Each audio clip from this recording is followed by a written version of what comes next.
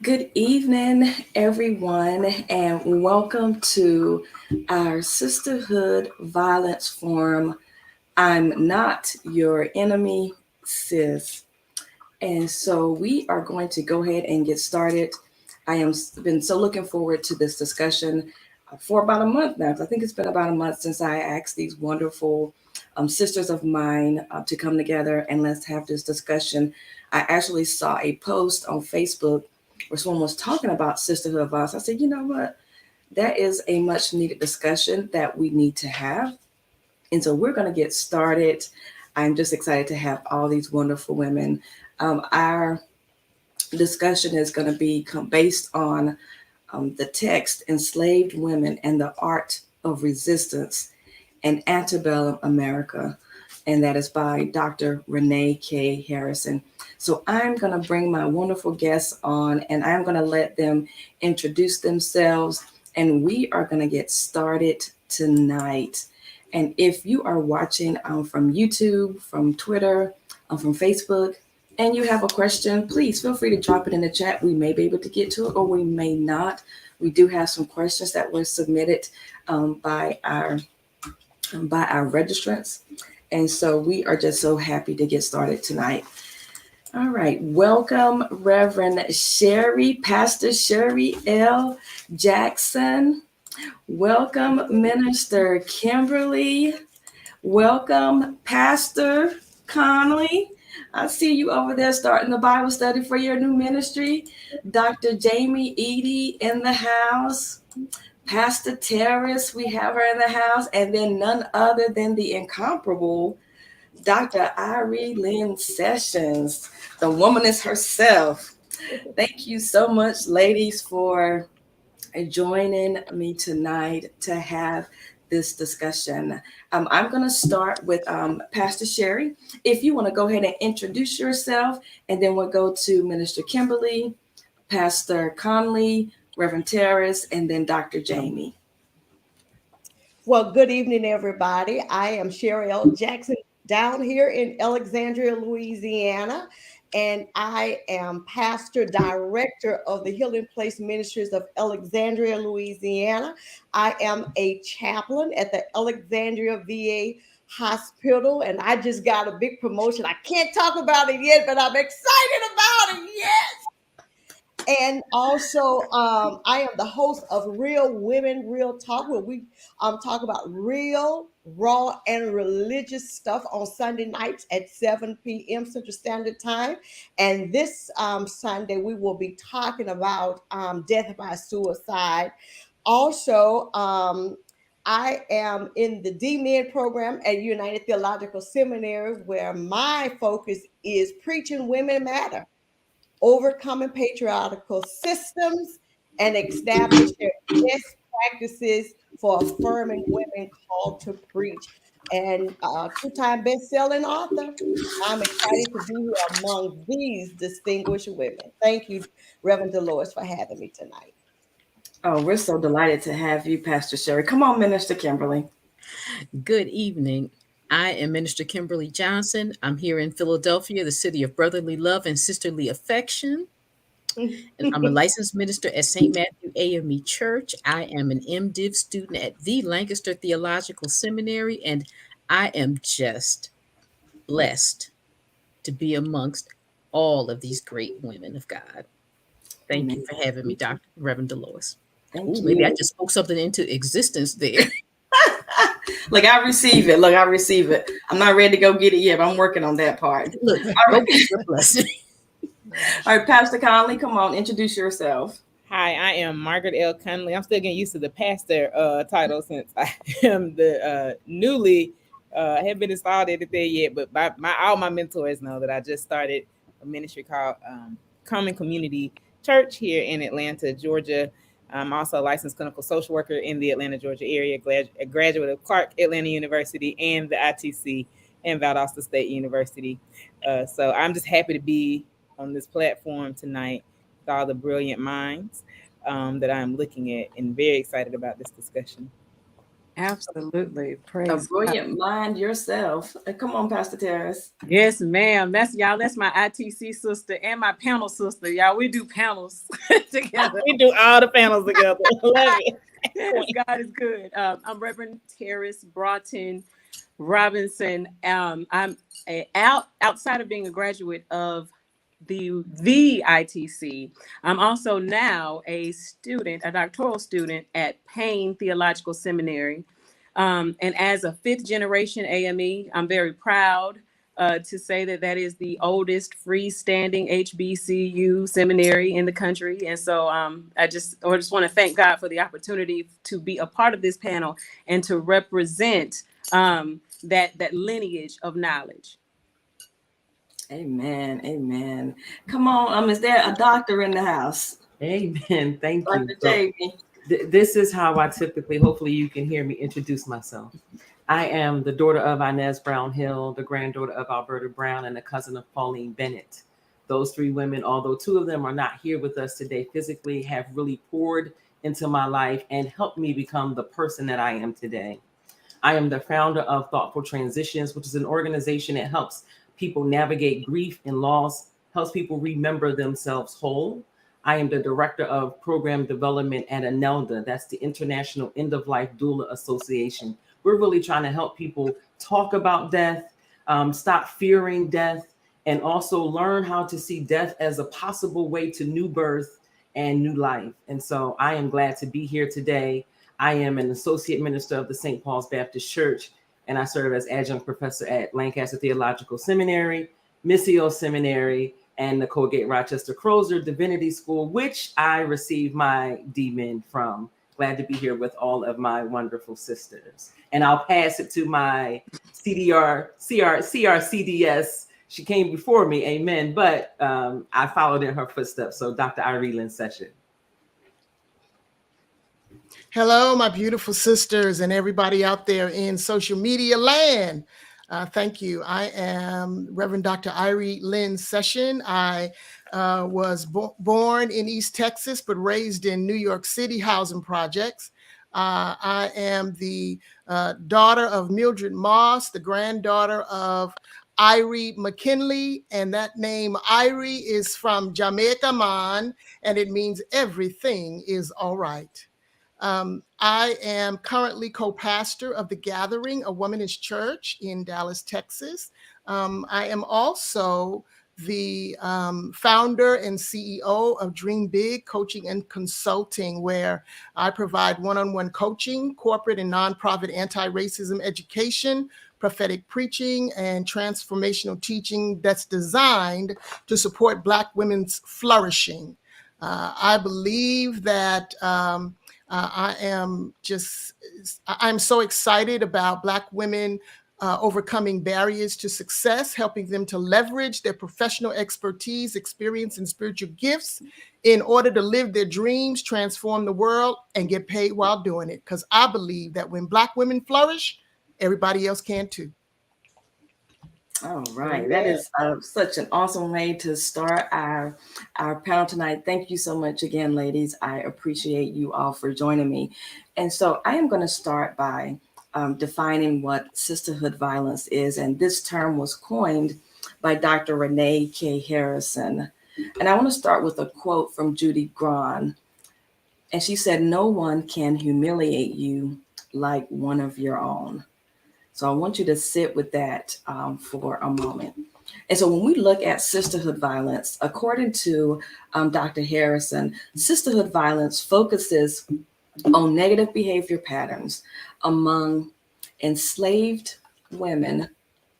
The behavioral patterns that are analyzed, they are a snapshot of adverse feelings and actions that Black women express towards other Black women. And such feelings and actions continue to impact relationships between Black women today. These life-threatening emotions and acts represent common emotions and actions within the human community. The harsh realities of Black women's experience during the antebellum period brought forth these responses in some women. And it was because of the experiences that our ancestors had these experiences cause them to sometimes to retaliate against their own sisters in ways that that left them deeply scarred. And looking at our own context, we've probably all have had interactions with some sisters who may have left us deeply scarred, who may not have known that they were engaging in sisterhood violence. But I want to defer to Dr. Irie here, because I know she's read a lot of Dr. Harrison's research, so she can kind of lay the framework for the conversation, and then we do have some questions and some points of discussion that we'll pose for our panelists.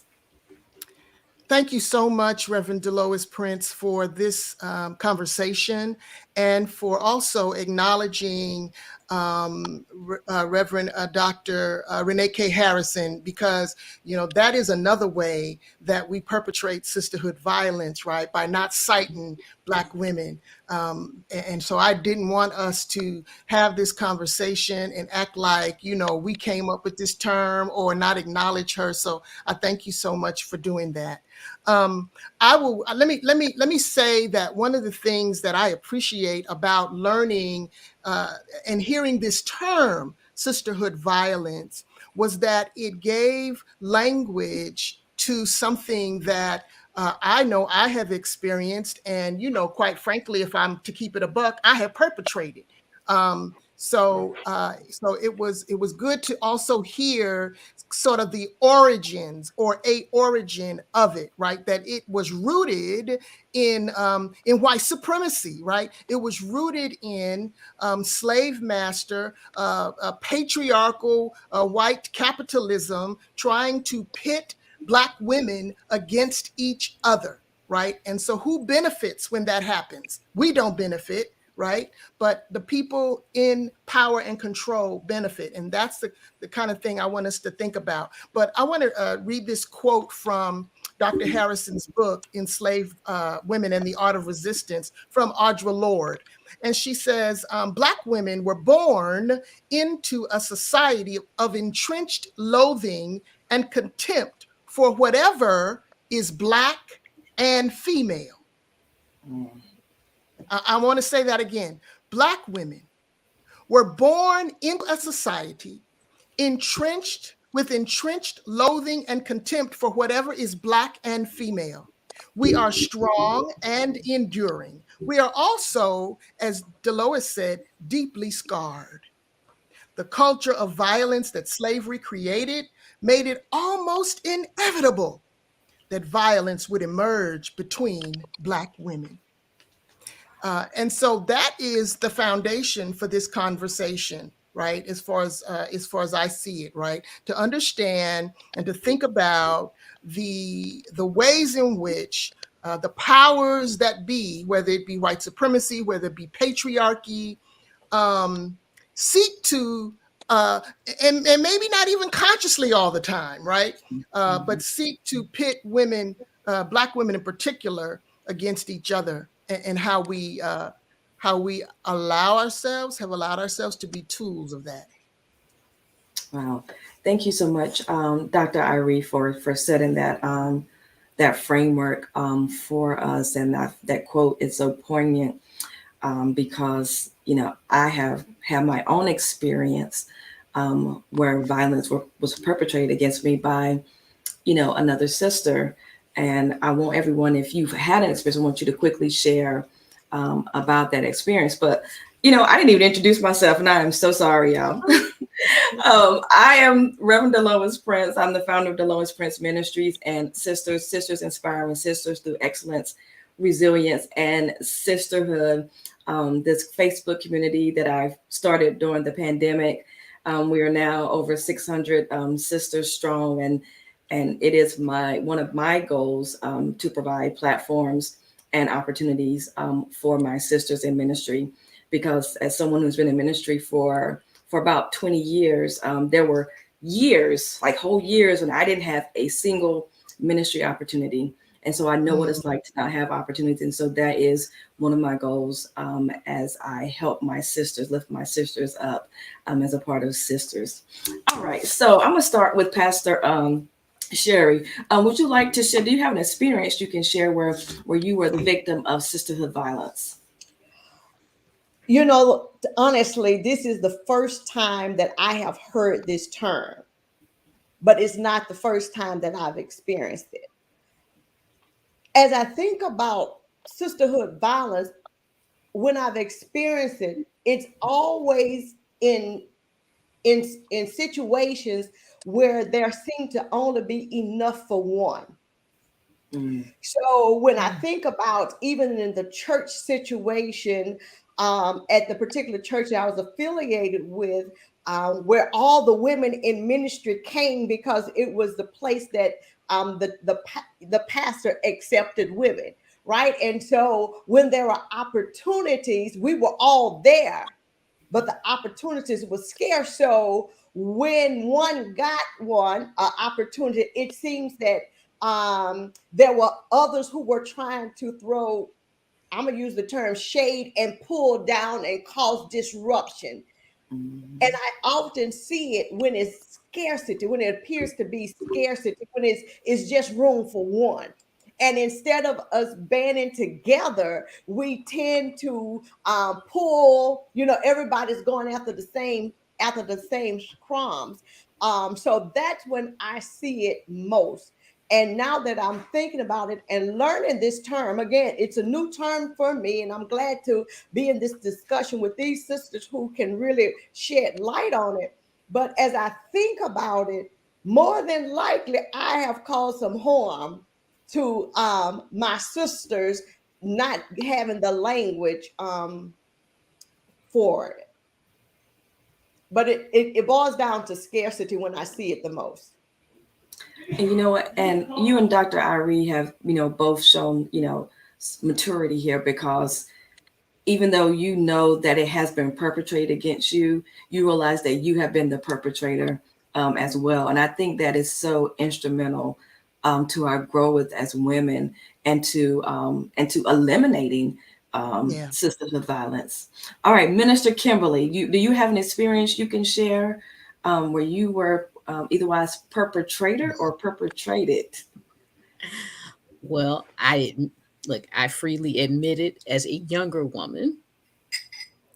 Yeah, I know I have, but I also realized at a young age, at the end of the day, we're all women and we should all be sisters. But yeah, from the time I was a little girl, well, you think you cute because you got good hair, to the married woman whose husband was after me, and then she went around and drug my name through the streets. I was like, Come I on, don't want girl. him. To the sister preacher who heard me give a homily and then turned and questioned my ability to preach, and then turned around and preached my words in my presence without mentioning my name, In your presence. Wow. looked me dead in the eye. Yeah. So, yeah, yeah. Uh, Violence in the streets and violence in the church. mm. Thank you, Minister Kimberly. You Pastor know, Conley, I'm sorry. Somebody was saying something. I just want to respond to, I just want to say something about that was so that I don't want to miss about what Minister Kimberly just said. And especially as an African informed womanist practical theologian, I want to remind us that the whole idea of violence speaks to our inextricable desire to be unified and to be one. Right. So the hurt that she just expressed by saying this person disapproved, it's bigger than someone outside of you disapproving. What we're talking about is someone who has walked the walk that you walked, been experienced the same microaggressions that you've experienced, someone who has been called a black, what they call us, African booty scratcher. Y'all know what I'm talking about. Somebody who has experienced the same racism and offshoots of racism that you have, now choosing to disassociate themselves with you and your pain just so that they can antagonize you. That's hurtful. It's violence. And you know what? It's also violence against their own self. And they don't even realize it. Yeah, we I understand it. like Yes, that. that perpetuation of self-hate, absolutely. And Yes. yeah. Right. Wow, thank you No. for allowing us not to bypass that critical juncture there. Thank you so much, Pastor Terrace. Pastor Conley, would you like to share, and then we'll move to Dr. Jamie. Yeah, so I want to go back and sit in that space too as a practical theologian. I lean more into the ethics of womanism, um, and how this became a part of who we are in our makeup. Like violence became something that we began to celebrate internally as this strong Black woman pops up. Like I have to be violent to myself to prove who I am.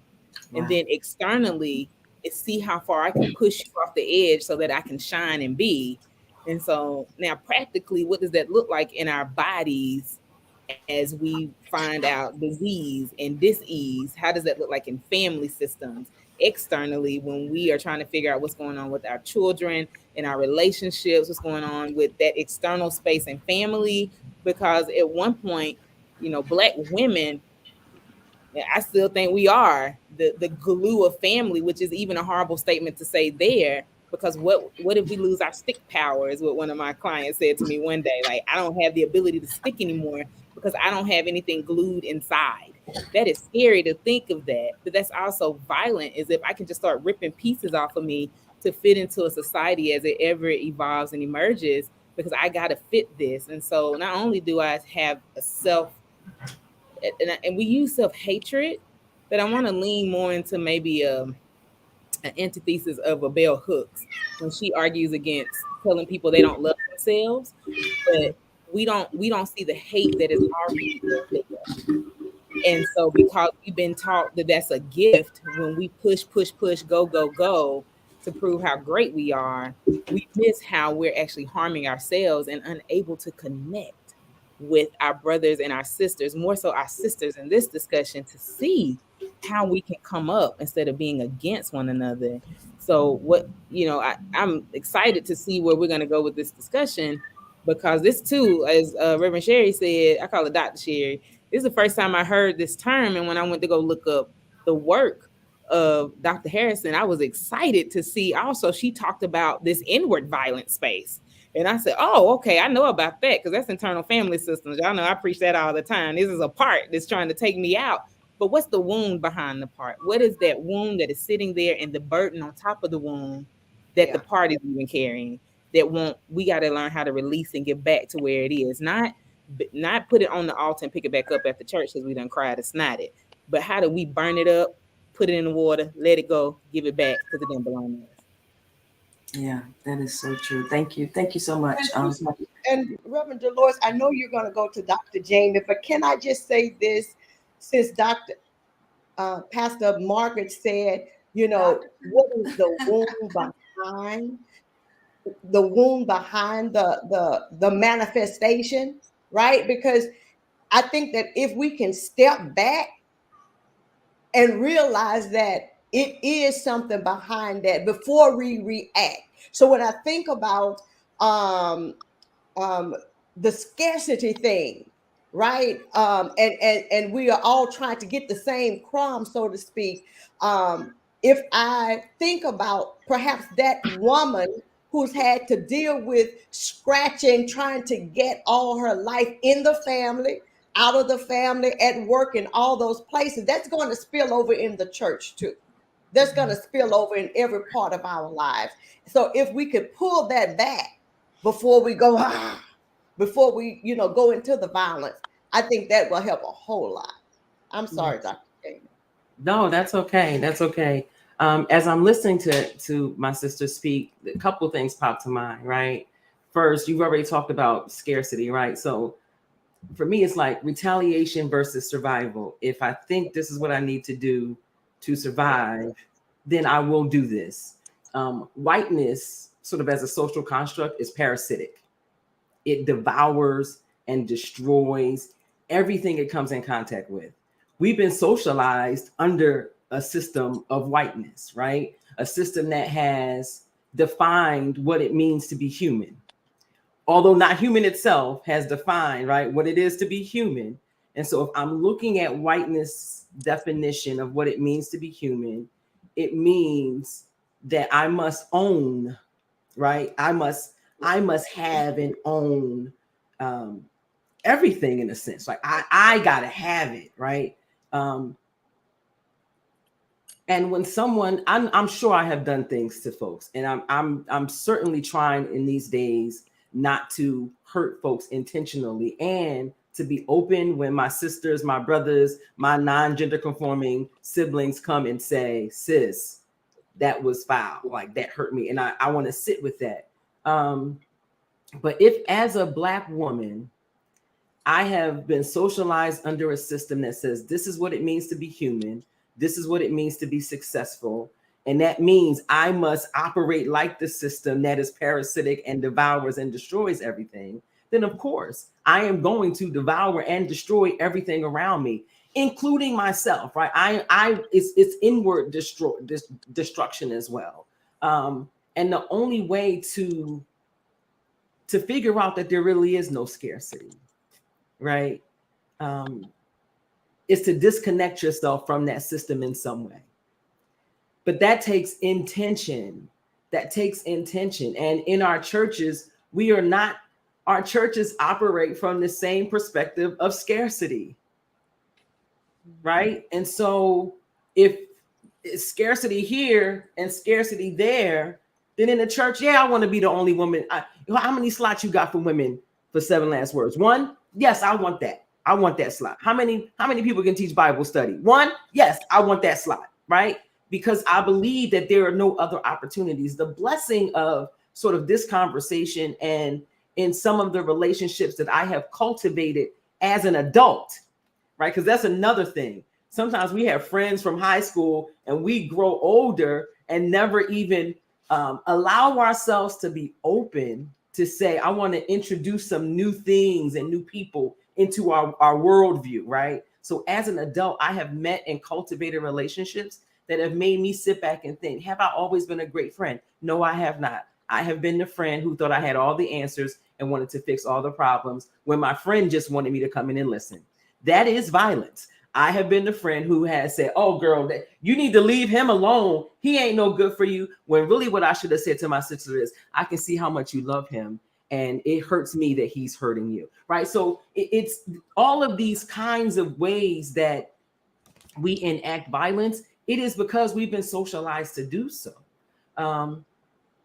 And I know we're going to get into this. I'm sure we'll get more into the discussion. But the challenge is, how do we disconnect ourselves from a system that is so prevalent? It's everywhere you turn. How do you disconnect? Let me use this as an example.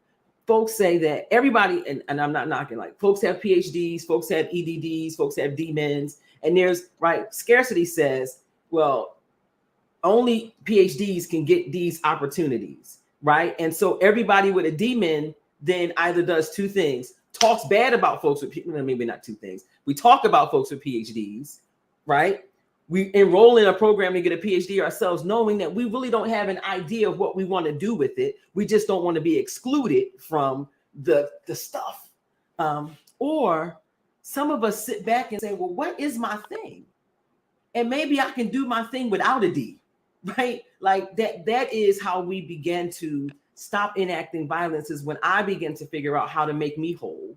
And then when I realize, I call it remembering. So folks who know me, I have a remembering process that I help people walk through, whether it's continuous week by week or they see me once or twice a year. We remember ourselves. What does it mean for me to be whole? And if I can figure out what it means to be whole and healed and healing as I am becoming, then I begin to check myself so that I don't enact violence against others. Or when I do, I call myself in very quickly, right? So those are I'm gonna stop because I don't want to take up all our time, but that's what came to mind. Yes, I have been the person who wanted the opportunities. I have been the person, because I was licensed ordained to ministry by Dr. H. Preacher Hicks Jr. and Reverend Dr. Maurice Watson. I have been the person who said, well, Dr. Hicks said I can preach, so I want to be the chosen. I got to be the chosen one. Until I realized that it's a lot of folks who need to hear a word. Yeah. I'm chosen for my space, maybe, but you chosen for yours. So On that, let me mute and go to Dr. Irie.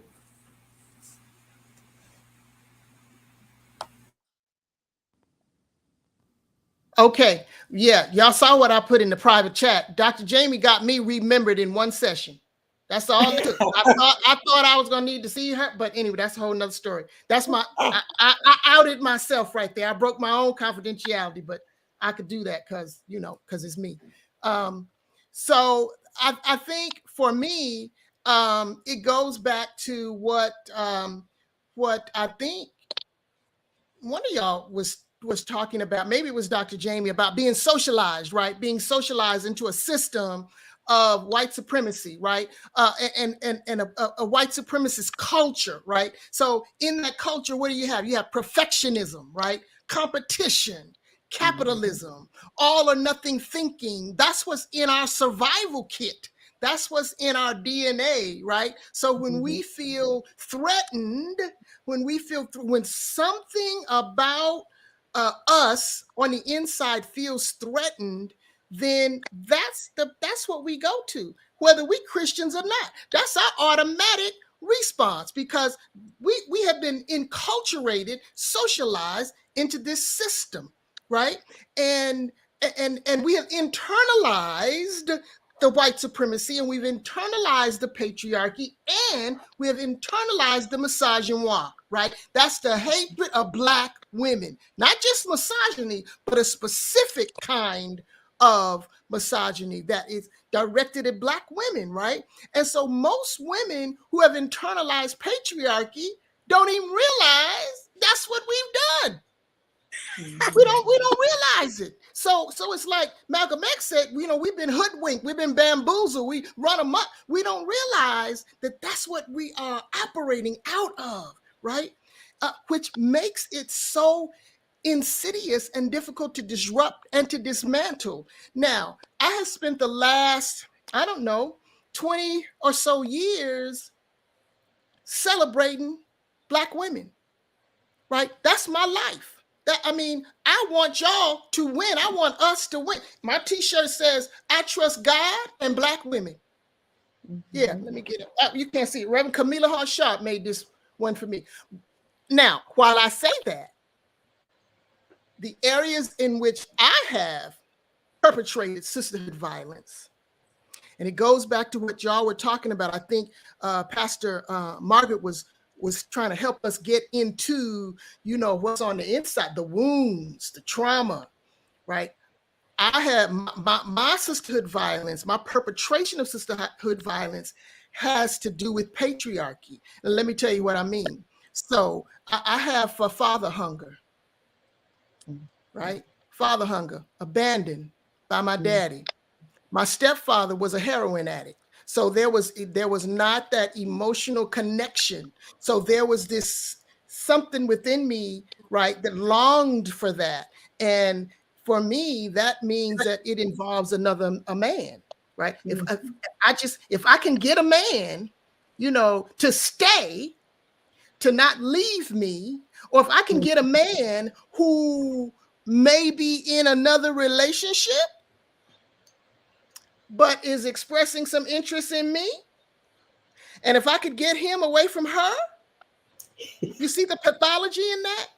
Yeah. And so the last time I did that, I shocked myself because I thought I was past it. I thought I was beyond it. And the last time I did that was many years ago, but I got therapy after that because I realized, oh, shoot, I was not as healthy as I thought I was. And the violence that I perpetrated was against another woman, but it was because, I was trying to get her man. Yeah. And this is perfect. I'm so glad you said that. I love you. But let me tell you, it's tied to my father hunger. You see what I'm saying? It was tied to my woundedness. Right. Yes. Now flip over here on the other side. Y'all know I'm curator and creator of Sex in the Church, right? That we deal with these issues, moral and ethical issues of sex, sexuality, and sexism. And then I'm gonna tell you why. here it is. The question that you asked, Reverend, was dealing with how we have promulgated, how we've been toxic, right? God, this is good, y'all. As a woman in a female-dominated family, it was told to me specifically, when I was going through my divorce and the church had helped with my children get some clothes. My aunt pulled me aside. She says, you're a married woman. We don't do that. I'm looking like, what? She says, we have ways to get things for our children. Right?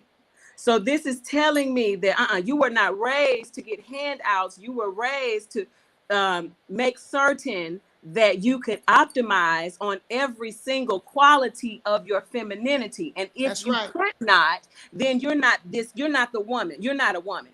If you can't if you can't take somebody's man and keep your man, you're not validated as a woman. And so these are the underpinnings of the tenets of why we stay in these abusive relationships, why we then see our sisters as competition, why we then cannot see ourselves as whole beings without having that male validation. Yep. So doesn't that go back to the idea of surviving by any Yes. means necessary? Yes. By any means. Yes. And I would even because say when you think about that survival piece, let's go back to the enslavement of our ancestors, right? Yes. It was about survival. It was about, okay, you light skinned and you in the big house, right? Yes. So you got to do certain things, but the sisters out there, my dark skinned sisters out there so you see this competition, right? You see this, but everybody on the plantation trying to survive. So how do we get out of that plantation mindset and mentality? Because that's what we're doing. That's what it's all about. Go ahead, Mark. But how do we? I guess for me, how do we move from finding a space? I don't think it's equality, and in this case, I don't even think it's an equitable space. How do I start moving from the white supremacy space that was put inside of me to now I'm in a generation that was whitewashed. Like it's expected for me to outbe, and still do one. Like it's no longer told that I have to do 10 times better. It's an expectation I have on myself. People not even really saying it anymore. I just think I have to. And then even when it comes down to colorism, okay, I'm dark. So I have a sister cousin. We look just alike. Like people see us and realize, oh God, y'all sisters. But people will look and say, when we're not together, she's light, she's this, I'm dark, I'm that. My grandmother even did that. Like even breaking away from that. Because Dr. Ari, as you said what you said, like the sister in the house, the sister outside, we still enslaved, all of us. I don't have an option. I can't keep my child and you can't keep yours. I mean, we're here. So now how do we come back not to just an even playing field, but realizing that we're still on the same team? Just to get the playbook from the other people, bring the playbook back so that we can see what we need to do in order to win. And I hate saying it like this, but win for each other and win each other back. Remember, thank you, Dr. James. Remember, that's it. Just not as individually, but as a collective body. Collective. Right. But first we have to get honest with ourselves. So let me read some. So this, I think, is a good segue for this first question. We might have to do a part two. We haven't even got to a single question yet. So, it's funny that you asked that because one of the underlying questions that she posed was to consider when examining violence between Black women is, can subjugated peoples escape the ideological power structures that those in power created to control them? And this is where we're talking about the systems, the white supremacy, the patriarchy. So can we escape, and how do we escape? I hate to go ahead, Terrace. As a theologian, but we need a renewing of our mind, right? And when we start talking about the renewing of the mind and seeing ourselves as God, seeing the Black woman as God, we're not talking about us individually. What we're saying is, here we go back with the African concept, that That's each it. one of us is a part it. of the whole. Mhm. Let's look at this. For That's European, for people who have a linear mindset, this is what Dr. Janu was talking about. People who have a linear mindset, they look at the piece of bread and they say, I can't wait to get that bread. The people who have an interdependent mindset, they look at the bread and say, how many ways can we divide the bread so that we can all get at least a crumb to hold us over until the winner figures out how we can all get more bread. You see the difference? And so this is the renewal that's necessary spiritually, because to identify ourselves as a part of our sisters, to identify Terrace as a part of Dr. Irie, as a part of each sister that I see. Let's go even deeper. As a metaphysical womanist, I would even say that each person is a reflection of my own subconsciousness. So therefore, to be violent against them is also to be violent against that part that I have not reconciled with myself. Right. Well, that's But also- Ubuntu. That's Ubuntu, Terrace. That's the Ubuntu. That's what yes, and that's where I was going with what Dr. Jamie said. When Dr. Jamie talks about remembering, okay, remembering is, who are you? Who were you? Who were your people before colonization? Who were you understand what I'm saying? So we have to embrace, we have to educate ourselves around what it means to have an Afrocentric worldview, right? What does it look like to decolonize our thinking, to disrupt? And so the answer to the question, Delo, is yes, we can. We can disrupt those systems. We can reject them. We can resist those systems. That's what Harriet Tubman, that's what Sojourner Truth, that's what all of the womanists who have tried to help us learn how to do, and Black feminists, right? We can do that, but it takes intention. Right. It takes intention, and it takes a willingness to be vulnerable and take a risk, right? Exactly. So when I left my corporate job in 2015, I would sit on my deck and read. And in class, Reverend Dr. Lisette Cross and I were having a discussion in Reverend Dr. Adam Bond's class. And I said, I feel so lazy because I've been just reading. And she said, well, reading is work. Like, where are you defining productivity as, right? And so it made me sit back and say, oh, whiteness said productivity is going out and being this kind of best, right? This kind of best all the time. I had to sit back and say, well, wait a minute. I'm the best, Jamie, whether I do that or that, whether I'm at Verizon or I'm reading, right? It is that I am the best. I am. Me being the best doesn't take away from you being the best. We all the best together. And so it takes you sort of going through some deconstruction, but it takes the willingness to be vulnerable and take a risk, because Lisette had to challenge me. Dr. Lisette Cross had to challenge me in my thinking, right? And then I had to go back and say, well, maybe binging Netflix today is productive, right? Because he would say that's not a productive day, but maybe that was productive for me today, because it is what helped me remember myself, right? It is what helped me put myself together. It was what mended me. It is redefining what you have been taught. It is disconnecting from that which you know is harming you. But we have to have, it's also these one-on-one conversations though, right? So yes, we're on a live and people can hear and listen, but it's my willingness to also pull a sister aside and say, hey sis, you ain't gotta do all that, right?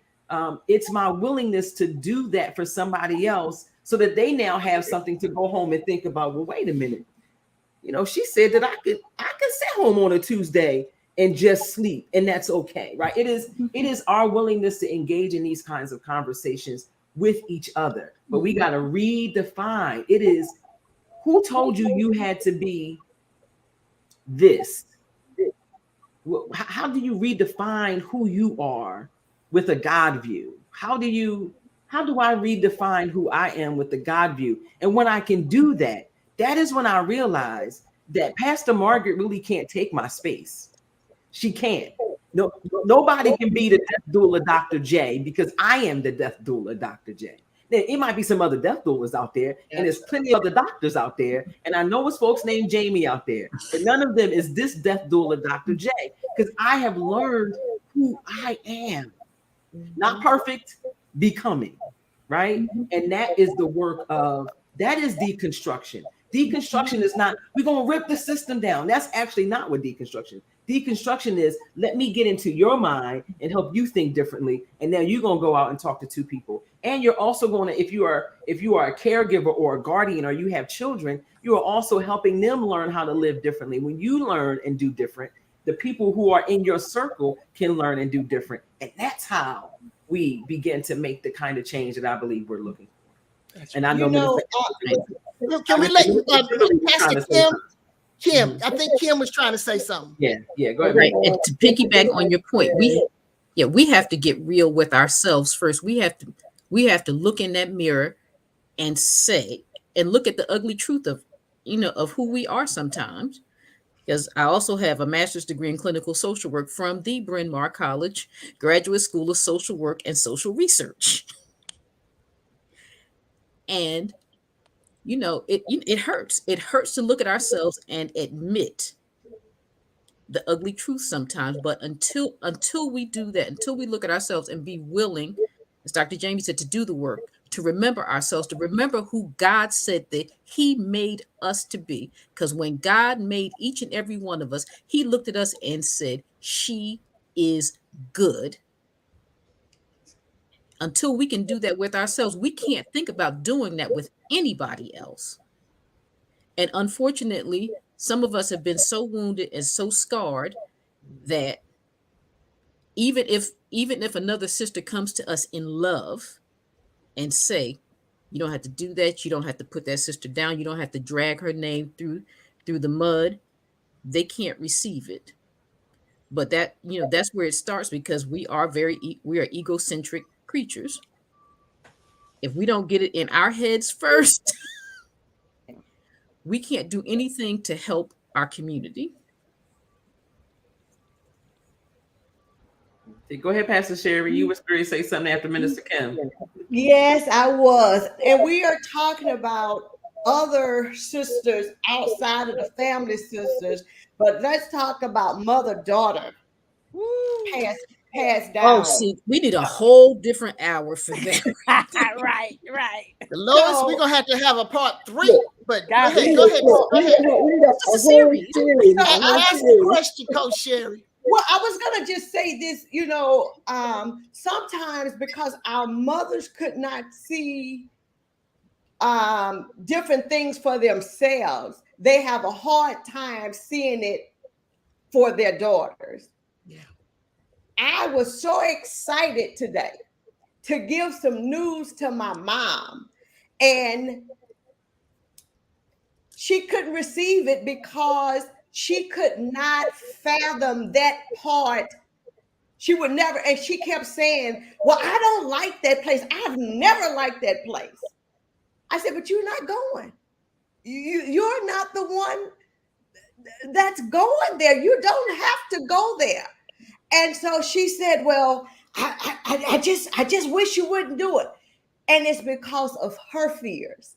Yeah. And so she can't see it for me. And in the past, I would have found a way to come out of that, of what I was so excited about. I would have let her opinion of the situation help me to find a way to get out of it.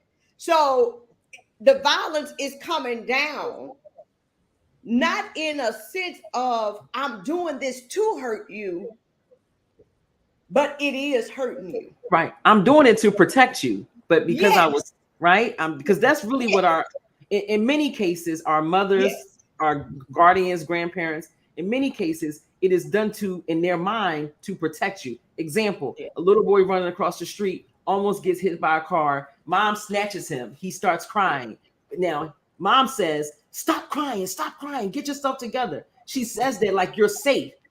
Now, what does the little boy pick up? He picks up crying is not something that I should do, right? That I'm crying and you are telling me to stop my tears. That is now something that I internalize. that That's whether right. I'm afraid or shock, whatever the emotion is, tears is unacceptable for me. And so I am taught that, right? But mom grabbed you and told you to stop crying. You're safe. It was not to scare you. It was because like, you're safe now. I got you. But that's not how it translates. But she's And scared over, too. she's scared too. Exactly. She's scared too, Dr. Exactly. Jamie. Yeah, Right. like Exactly. And that generational trauma line that we just talked about. right. Like all I know 400 years ago inside of me is you're gonna rip my baby away. Right. So how And can then I I'm gonna protect be you? responsible for Mhm. yours. Right. And so if you rip mine, I'm still responsible to take care of yours, though you rip mine. Right. Here we are with this generational trauma that continues to go. And here we are with this construct of what mothering to be Right. mothered looks like.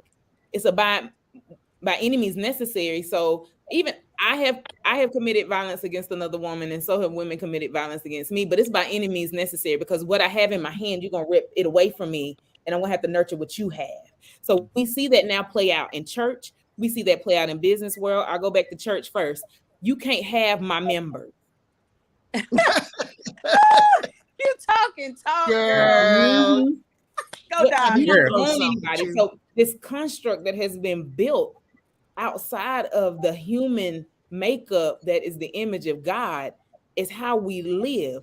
We assume that the construct that we call race is the human design that we Right. see, and Right. it is not. And so we live out a construct versus living out of what Of is. authenticity. Yeah. And so Yeah. the authenticity is thrown in the trash, and now we have made it a dirty word.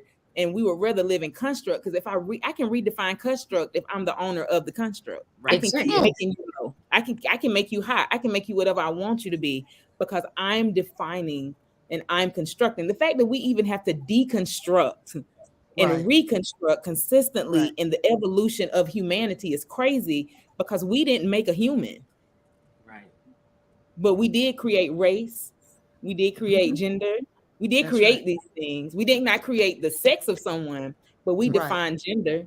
And That's so right. now It's true. your gender doesn't look like what I needed to look like. So I'm going to redefine that too.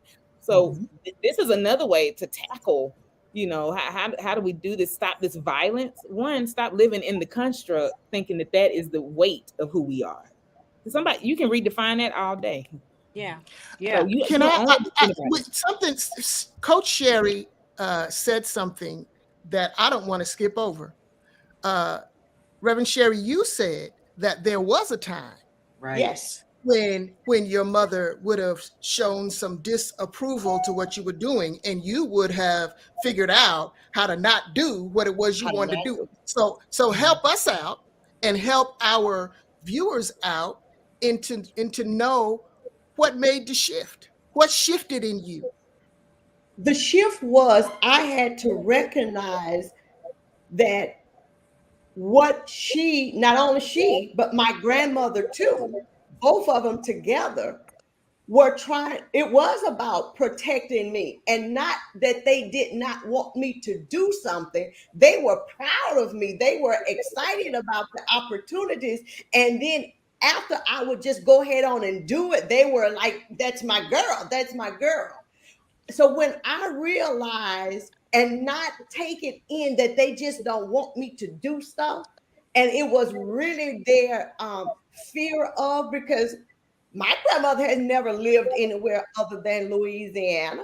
I mean, even when I wanted to go to college, 90 miles away, or I wanted to go to an HBCU. No, you can't go to no all girl, no black school, right? But my brothers did. And it was also because of what they had defined was girl stuff and boy stuff. So how, but the question is, how did you come to that? So that's your realization. That's what allowed you not to internalize it and change. But I'm talking about that. So what was that process of you coming to that? Or do you even remember? I can't pinpoint it, but I just remember that I decided I was going to do it. And the main thing that I decided that I was going to do probably was what I shouldn't have done, but I did it. because I wanted to say I was going to do this and I was going to accept whatever the consequences were. And when I learned and I discovered that I could do stuff too on my own and I did not have to get approval all the time, then it just kept moving. And that's why I'm able to sit here today and do the things that I'm doing, because I got tired of being the one to have to, oh, what mama gonna say? Well, what grandma gonna say? Well, I can't do that because they gonna do. So I just decided to do my thing. Mhm. Just crazy enough to believe it, Just crazy as I enough like to to believe. say. Yeah. Yeah. And my mama, she gonna be all right on this one. But here's the thing, even if she's not, no, but the thing is, if she's not all right, Yes. even if she's not, that's the part, right? That there are going to be some decisions that I make about my life that people I love are not going to be okay with, right? They won't, and it's okay. Part of this is detaching from the ego, where because you say, I don't think that's a good move. Oh, you don't think it's a good move? Oh, I'm so disappointed. You don't think it's a good move. Okay, thank you for that feedback. Like, some of this is being able to detach from understanding that your thoughts are yours. They're rooted in, like, that's yours. You don't have to approve. And sometimes mama is not going to approve, right? Sometimes mama's going to be like, I think that's the wrong move. And mama might have her arms folded and you still going to have to walk, right? Yeah. That's the risk I'm talking about. That's the risk. The risk is being yourself, calling people into conversation, but being willing to do it because it is authentically you, regardless of what any and everything around you says you should do. And y'all already know I say stop shitting on yourself. Like, we don't do that, right? Stop shitting on yourself. So mama is gonna be okay, praise God. But sometimes mama won't be okay. And guess what? Praise God anyway. Praise God. As long as you're okay. Yeah. God in there. Hallelujah. Hallelujah. I believe the Bible says something about Jesus say, who is my mama and my brother now? If they ain't doing what I'm doing, then they ain't none of my mama and my brother now. You know what I'm talking about? Honestly, what happened for me was my mom, our sex talk. My mom set me down, and the sex talk opened up by asking, so how much do you think your virginity is worth? So what we have learned, right? We've talked about this on Ubuntu, and I'm going to go one step further. Like, I am because we are, right? But check this out. I am how I am because we are how we are. So what led Su Madre, my dear mother, to say that is because she was birthed out of an environment that told her that her sex she should capitalize on her sex in order to equalize the oppression. Monetize. Yes. Yeah, To she be should monetized. monetize on her Mhm. sex because of her previously being exploited because of her sex. So, and Right. that's what we see with a lot of the young girls. That's what we see with this new sexual liberation movement, that we are lacking the understanding that if I am responding to hurt and pain, then I am no more than putting more pain and hurt on myself. Mhm. Ladies, this is so good and such a rich discussion. I want to talk about colorism, but I did want to pose a question that one of our registered attendees. They said, "How do you navigate relationships with sisters who have shown you that they mean you no good? When do you shake the dust off your feet and keep it moving?" Anybody can start with that. I'm sorry, I didn't hear the whole question. I didn't hear the whole thing. So could you just say that one more time? Sure. How do you navigate relationships with sisters who have shown you that they mean you no good? Okay. When do you shake the dust off your feet and keep it moving? Gotcha. Okay. As soon I as don't you mind. I don't mind starting here. I had to learn, and I am still learning those relationships. Some of those relationships were the things I thought fueled me, and so I thought my anger fueled was my drive. So I'm going to keep you close because you poke the bear, you poke the fire, you keep adding things to me, so let me prove you wrong. And then I had to realize who am I trying to prove anything to?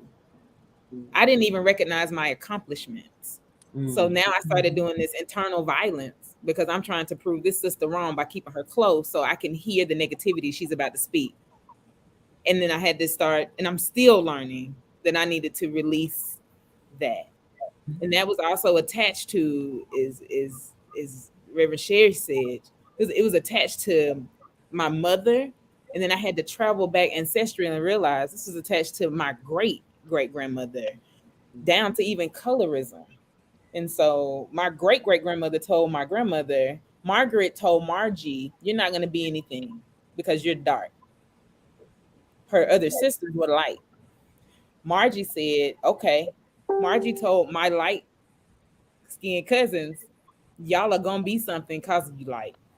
But I got to tell Duchess, I got to tell Dutch, I got to pump her up and tell her she's beautiful because she's black and she's fat. And people going to tell you that you're not going to be anything, but I'm going to keep putting it in your ear and keep these people close. Even with my mother, she did the same thing. So what is my mother feeding into me? You won't be anything unless I put negativity there. And then I started to connect to people who were negative because you fuel me. I had to learn that's not true and realize it's not that the human is bad, but the words coming from them, that behavior is unacceptable for my growth. And I had to detach from the behavior.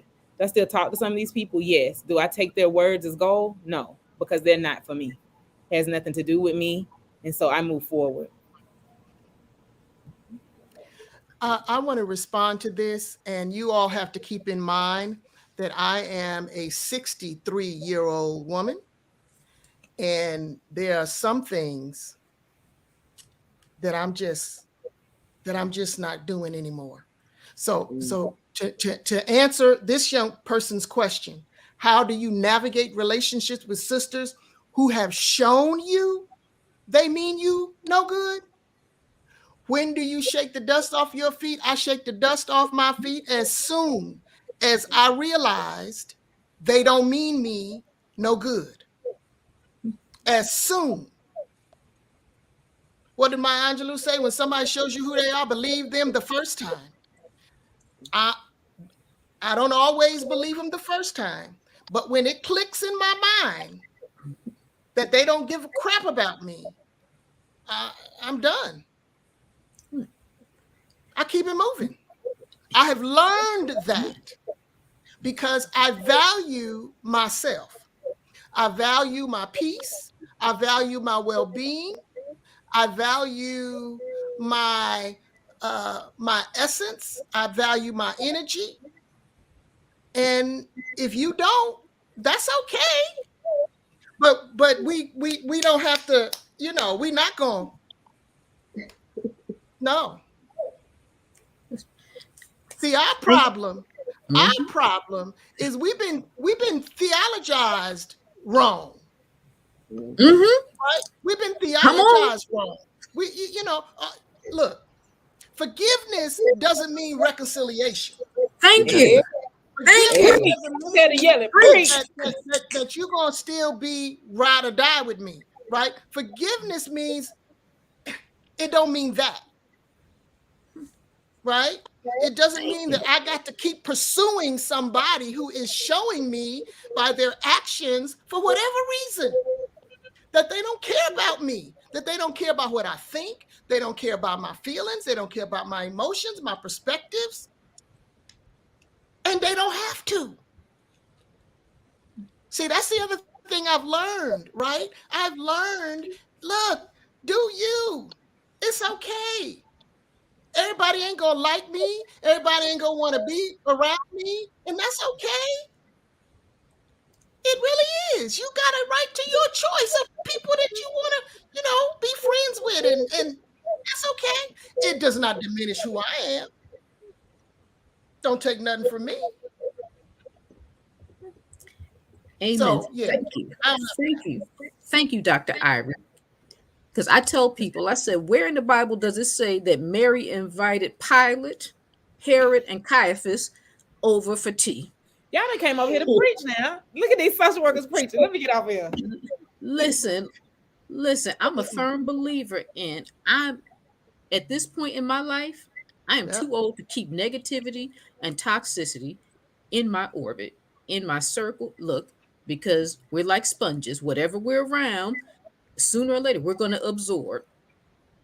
Yeah. And so I try to keep as much positivity, as much love as I can around me. I might have to deal with you on a certain, at certain times on a certain level, but I don't have to social work with you. I mean, socialize with you. I don't have to talk to you on the phone. I don't have to DM you, any of that. And don't you And think it's it's about okay. boundaries? It's about boundaries, Mhm. right? And one of the things I learned about boundaries help protect the quality of relationships. So boundaries keep me from being violent to you, Mhm. and boundaries keep you from being violent to me. Because if you stay in a relationship with somebody who does not respect you, who does not value you, at some point, it's going to get violent. And I don't even necessarily mean physically violent, right? So you're going to say things to hurt each other, right? You're going to do things to hurt each other, undermine it, passive aggressive things. And oh boy, I wish we could talk about how this sisterhood violence with this passive aggressive stuff that we do on social media, right? Oh But my. okay, The shade, the yeah. shadiness of And it. let's deal with shade right quick. We know that shade, okay, we know that shade is darkness, and we know that light. And when we see the African understanding of the proverb of "I love you," that means I see the light in you. So if I'm casting shade on you, I'm throwing shade on you. That means that I don't see the God in you. I don't see the love in you. I don't see the light in you, and I'm doing it purposely. Yeah. I'm trying I to put think out your light. earlier, That's what they're trying to put out your light, not even Yeah. see it, to extinguish it, because they see it. That's what the problem is. They see your light and they're trying to extinguish it. Put some shade on it. Mm-hmm. I think that when you think about the little girls that's on the playground, and this thing about I don't, she doesn't like me, she doesn't want to be my friend. Um, that starts really early. And I think that if we can start at an early age teaching our girls that um, not every other little girl is going to like you or want to be your friend. That it's okay that you don't have to try to change to be friends with anybody. That's You right. don't have to do certain things to be friends, because if we don't, we just grow up as adults and we keep doing that same thing, trying to change ourselves to be liked by everybody, and it does not work. Yeah, but Yeah. also recognize that not liking me does not make you my enemy. Mm-hmm. True. Very, yeah. Right? Woo, You that's you good. don't have to That's good. like me. The truth, That's like good. like this That is so expectation good. that everybody has to like us, everybody has to want us around. It's not. It's Right. not. And am I comfortable enough with myself? Like the four agreements help me get through a lot of things. And I know, like, am I comfortable enough with myself to recognize that Dr. Irie don't like me, and that's okay. And And this that is ain't an true though. example, right? That ain't Like true though. that's not true, but No, y'all understand that such and such doesn't like me, but that Yeah. doesn't make them my enemy. And That's here's the good, thing. Dr. Here's the Jane. thing. You don't have to like me for me to celebrate you. So liking me, relationship, friendship is not required for me to say, "Oh, Pastor Margaret, you doing your thing." You All of that can exist without you being my enemy. We've That's been right. taught that if somebody doesn't like you, like they don't want to be around you, that they're your enemy. No, we just don't vibe. You don't like the same movies I like. You don't like to go to the same places I want to go. We just don't vibe, and that's okay. Yeah. That is Yeah. okay. But I know, Reverend Dolores, you have another question you want to ask us. So let me get out the way for this question. Oh no, you're fine. I'm just really enjoying the discussion. I put it in the chat because it's kind of has a lot of parts to it.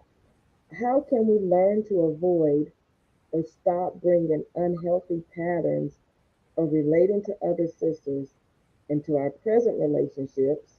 Part one, be transformed by the renewing of our minds. Part two, encourage, develop new cultural norms by holding each other accountable for trying to do better now that we know better.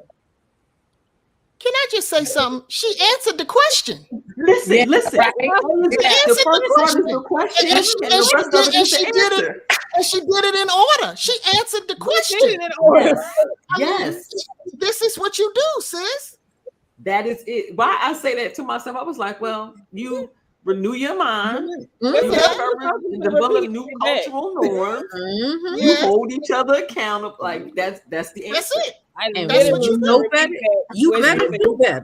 That's it. I was gonna repeat it back. So let's talk about. Can we talk about a few minutes about, because this was it. This is in my spirit, right?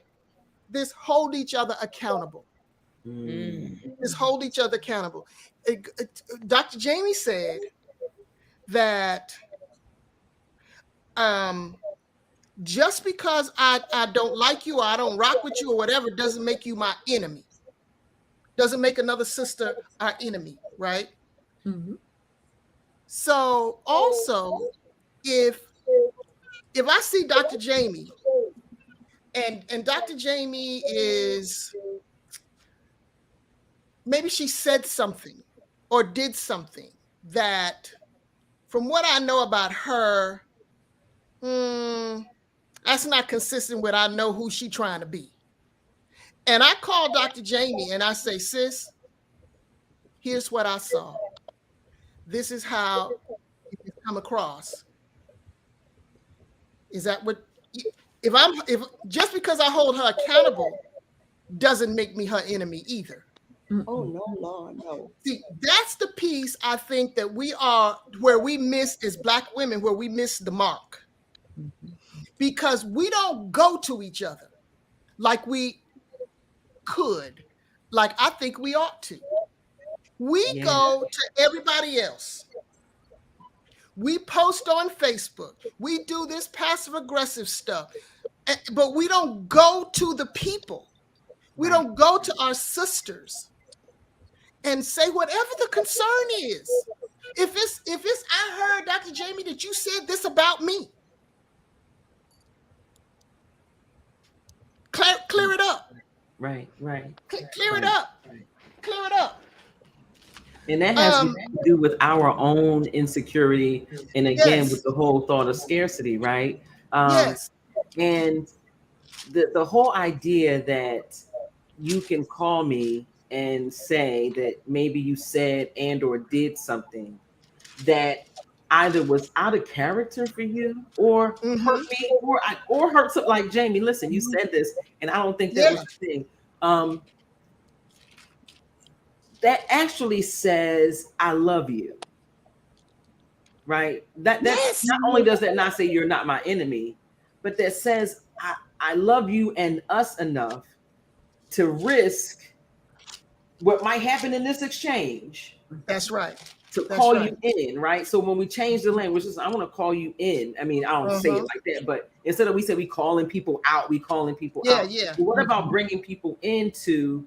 I don't think you intended to hurt said community when you said this. And so I then can sit back and say, well, wow, I did say that. I didn't realize, because I may not have realized that saying that was hurtful, right? Yeah. But when you let me continue to go around saying the same thing that you heard me say that you knew was not right and hurtful, you are saying, I think it's okay for you to continue hurting yourself and others. And really what that says is, I believe that there's some scarcity. So if I can allow you to continue doing damage to yourself, then I make greater the space for me to get something out of the deal. So if Jamie goes around saying some things and she can continue hurting herself and others, guess what? They ain't going to call her to preach them 7 last words. They going to call me. Right? But here's that. Yeah, here's that. Like, because we like to put Bible on stuff. So Matthew 18, 15 through 18. This is one of the scriptures I use. because when I was out hurting folks, because I wasn't I'm still probably not the person that gets called to preach. I'm just being honest about that, because I preach from a social work context. I'm gonna give you some social That work, part. and that's fine. But when I was sitting in that space around 2013, and I'm looking at my colleagues, I was just who Dr. Jamie said, like, I'm gonna find a way to get called, and I still didn't. By the way, they still didn't call me. I had to work myself, but I started to watch how that began to flip on me, and people started saying things about me. Like, I literally spoke in class one night. It was a statement made by a brother, and we are still cool to this day. If he watches this, but in the moment we were not. And he had the audacity to tell me. He said, nobody cares about where you work. He said, and furthermore, you just call yourself a therapist, because there are no therapists in the correctional system. I said, sure. Well, lo and behold, I met this brother at my job one night, and he looked at me. We are still friends. He said, what do you do here? I said, I told you over and over again, I'm a therapist here. And we had to talk through that, because I had beef with him. Now, I did not follow Matthew 18:15-18 about this brother. I dogged him out, because I was like, how you gonna tell me what I do and you just ain't nothing but a preacher? Because that's how I felt. We both were at the ITC at the time, so clearly I'm a preacher too.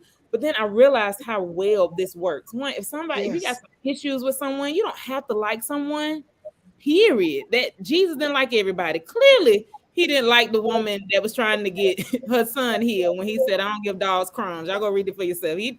That wasn't a connection that was good. But what did happen is that moment of talking to one another.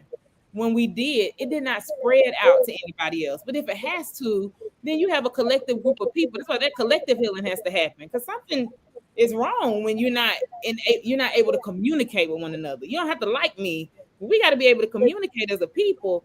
And then if it still goes, take it to the entire collective, because communication is key for the healing and movement of the body of Black people. We've got to talk about it. And some of us are so stuck on not talking about what happened that we talk about each other instead of talking about the thing that is causing the rupture, so we cannot repair. And that's necessary. That is so necessary, to hold each other accountable.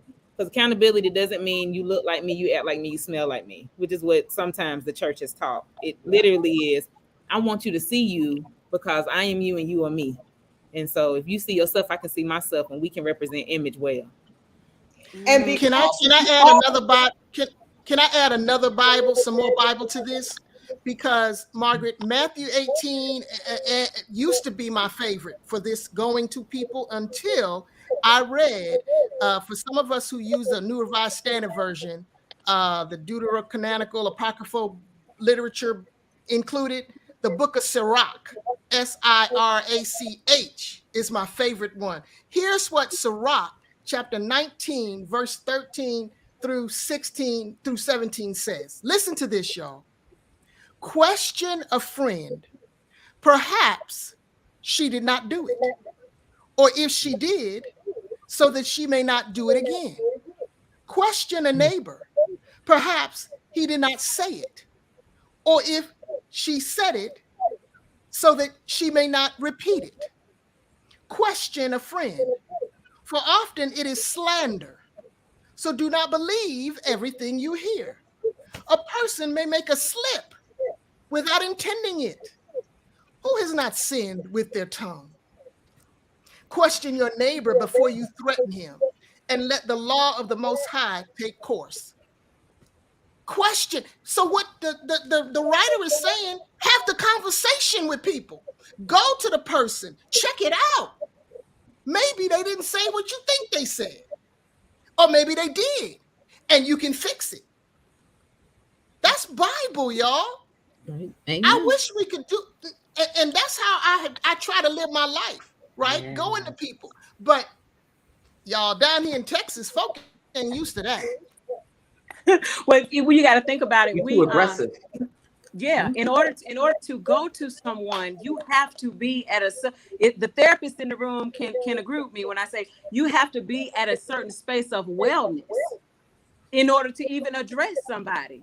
We know that metaphysically what happens, in order for us to get love, in order for us to build trust, there has to first be the showing of vulnerability. So once I show you my vulnerability, then what are you going to do with that? And from your response to my vulnerability, then we can build trust and thus love. So the whole thing of it is if we are still fractured, right? If we are still got PTSD, and somebody said that it's not post, it's protracted trauma because it still has not stopped. So if we have not stopped and gotten, and I don't want to even say healed because that's a misnomer. We're constantly healing. That's We're right. healed and healing. Yes, healed and healing. So if we're Mhm. not healed and healing, then we don't have the ability to show that vulnerability. I was just trying to say that when my sister comes to me, because we are in relationship and it did not happen overnight, and maybe that's what you just spoke to, because you have seen me at my worst, you've seen me at my best, and you have not held it against me. So when you do come to me to hold me accountable, I'm more prone to accept it because I know that you are coming from a good place, that you are not coming to harm me any kind of way. But but that comes with relationship. That comes with we've been through some stuff together. At some point, that you're gonna come and you're gonna do well. You're gonna do me well and not harm when you come. Yes, but here's the thing: can someone who doesn't know you as well, Come on. can someone who I saw you say this, I saw this, Yes. I witnessed your live. You were on there for 2 hours. I watched it, and you said this thing, and this thing was hurtful to said community, to me, to what. That's right. Right? Can I call you and ask you? Can you help me understand what you meant by that? Because that was painful, right? That I'm sure that hurt people. I know that we will, in some cases, accept people that have relationship with us in to give us feedback. But the truth is, if the feedback is true, that we might not need to be friends for you to give it to me. That's Right. And so can I get to the point where I am literally opening myself up to receive what might make me grow, regardless of who it comes from. See, that's some of the challenges. Some of the challenges. And I'm not knocking what you said, Pastor Sherry. Some of the challenges, because it goes a little bit further. We only want to receive information from folks who, this you got to get this from me because I'm this person. Well, no, guess what? That's what the church does. That's why they don't. I don't want to say they. And that's what white supremacy. That's what white fragility says too. White fragility says that too. You got to come with me, and you got to be nice, and you can't have any anger in your voice, right? Because it's translated as mean when you are being honest out of love. You're very mean. Like somebody recently said that you're very mean because it could not be received. So I offer even this, that internal healing.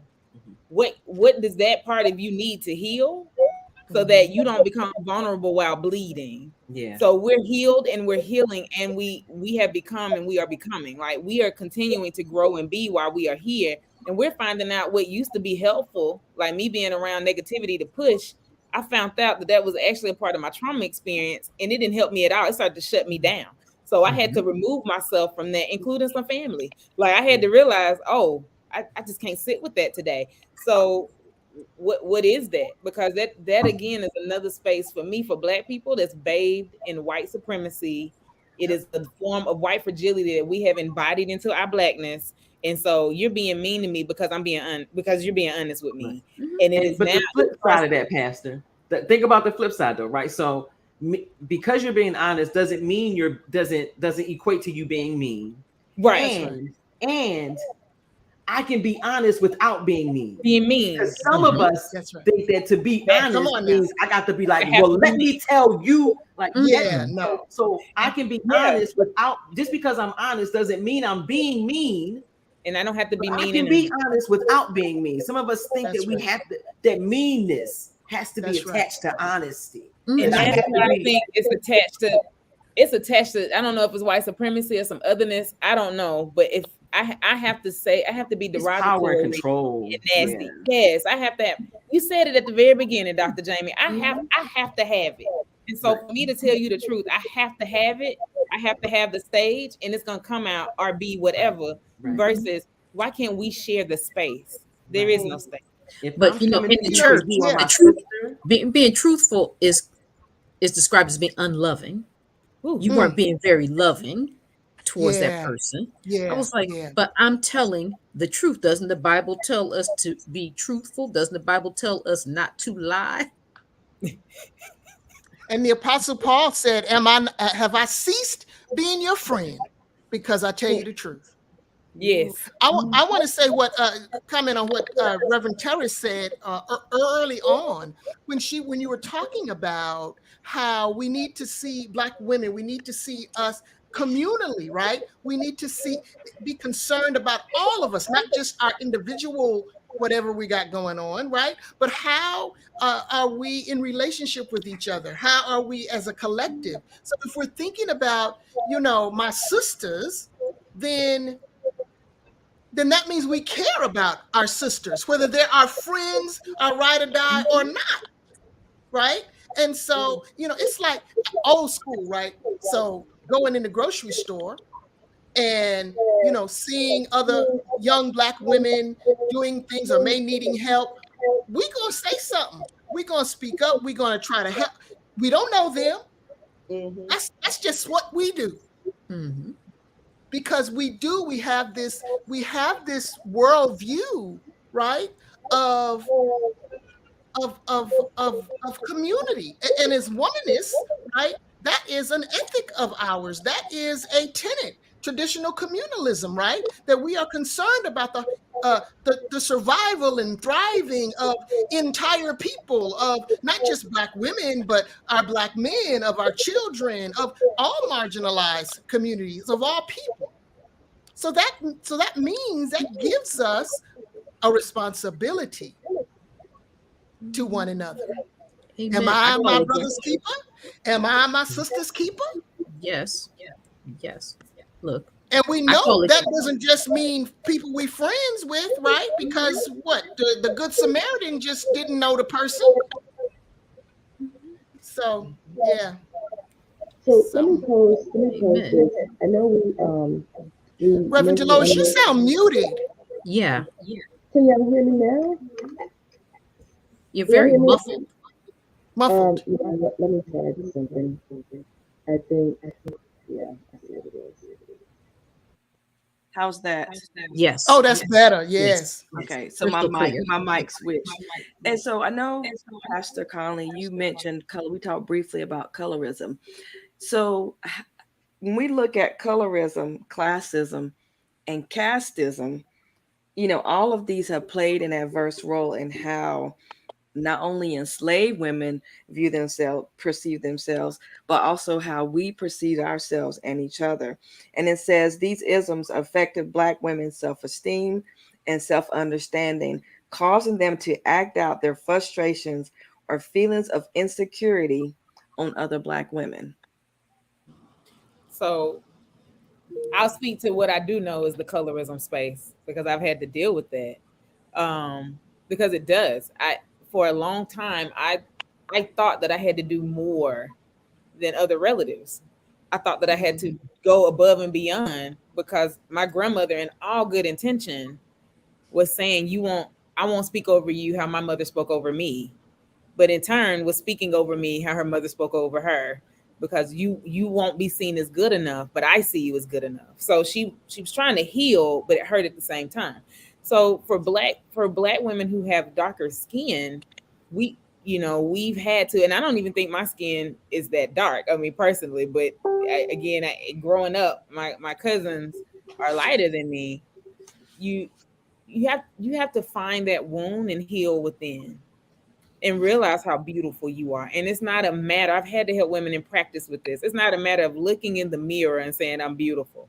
No, Yeah. what is it about my skin that causes you to itch? Because me and you got the same blood flowing, like it's red. So what is it about that? And what led to the colorism moment? You saw darker hue women running things. Like Harriet Tubman was out here telling people, if you ain't with me, I'm gonna shoot you. I mean, that's Marcus phrase. I mean, you saw them embodying this strength. So was it the darker hue that scared you? That you spoke to me and said that it has to be knocked down? Those are the questions I had to start asking myself and realizing that me and my cousin act just alike, sound alike, and her light skin has nothing to do with my dark skin. And it wasn't until after my grandmother passed that we both were like, oh, I didn't realize on the other hand the opposite of the colorism situation. She thought she was less than because of how my grandmother was providing healing for her space and mine. She absolutely believed I can't amount to anything because I am light, because all she heard my grandmother say is, you're not supposed to be, so you will be more than, which in turn you can't be. And so we had to work through that. We had to talk through that, because the colorism, the color of your skin now puts you into a caste system of I'm better because I'm lighter, which leads to this white supreme space of lighter is better and dark is bad. And even and I won't say it's African, but in westernized culture, we found that dark is bad. When is it really bad? Is dark really bad? And we found that white is good. Does white really mean good? I found that things that begin to rot get lighter. That's just Margaret put that out there. It gets lighter. And so as the it darker the berry, the sweeter the juice. The juice. So I had to start seeing that the color of something doesn't make you bad or good. Yeah. And that way I started to pursue peace and find meaningful edification behind that. And pursuing peace about my skin was the color of my skin isn't what makes me. That's right. It actually is something I embrace because it helps me to see my ancestors inside of me. I look just like my mama, my grandmama, and my great grandmama. And I'm a namesake after my great grandmama. And I think all of them are beautiful because of their skin. And so it helped me to see the brilliance in my skin, not me being brilliant because of my skin. Yeah.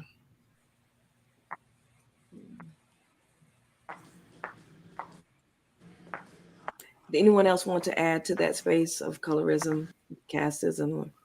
Well, it's really funny because I was just going to say down here in these parts, and I think someone may have brought out the paper bag test in Louisiana, down in New Orleans, and this whole area. But it is a real thing, and I think about growing up, right? The colorism, and it also came with the hair. So if you were light skinned and you had the good hair, as opposed to the dark ones who had the nappy hair, those were real distinctions. And as children, we saw it so much in family, in the family, right? Those who, they would sit and play with the light skin and their hair, just constantly playing with their hair, And that caused strife between the cousins growing up. Yeah. Right. And so we had to find a way to get out of that as we grew up, to realize that at the end of the day, we were all the same, but it was the older ones, the grandmothers, who pitted. Now, whether they were doing it intentionally or it had been passed down to them, I don't know, but I know the harm that it caused. Yeah. I mean, I think that's a direct result of the enslavement of our people. Yeah. That we have internalized as an entire culture. We've internalized the white supremacy as it relates to the color of our skin. I wish we could see that.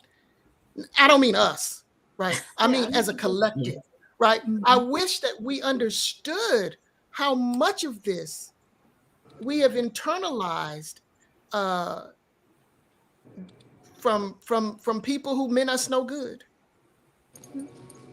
Yeah. Dr. Irie, if whiteness if we're socialized under a system that says whiteness is the best thing, Yeah.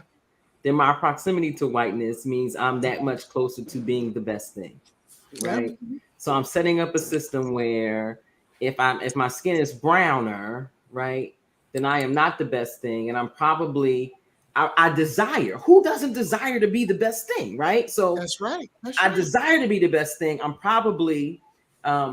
probably also going to enact violence on those that are in closer proximity to whiteness than I am, because the truth is we all want to be the best thing, right? And so if you're the best, if you're closest to the best thing, well, then I'm upset with you, because that's right. So that whole violence thing is violence against darker skinned women, violence against lighter skinned women. It's all white supremacy in the right. Yeah. It is, and it's designed to make us think that the closer we are to whiteness, the closer your proximity to whiteness, the better, the greater, the more acceptable, the more beautiful, the whatever the thing is, That's right. that's the That's best right. thing. And so That's we right. got to realize that whiteness is a social construct, Yep. that whiteness is parasitic and destroys. And I don't want to be that close to the thing that has destroyed this much. That's right. And we all are the best thing. Exactly. Right. Right. But whiteness Like, tells you that. if we gotta be, no, I know, but if we Right. gotta be, if there's gotta be a best thing, then why can't we It's all all be of that? us. It's all of Because us. there's that scarcity, because it can only be one. Right. Yes. There's a limited amount of best things. But we've said scarcity. And you know, Dolores may not invite me back. But look who created constructs. I was like, look who created constructs. They created them out of scarcity. You coming That's from right. your Caucasus Mountain, and you are savage to destroy and take over everything that may potentially cause you threat. And then you Right. start to build and conquer, put a biblical notion on it, rewrite the text, and that which you don't think needs to go, that's going to speak against you, such as what Dr. Irie read. Oh my God, what if that was in the Beyond Matthew, how they put that in, and it was right there. Then you say you found stuff and people already live there. Here's scarcity again, and then you bring them parasitic situations and create pathologies that did not exist between them.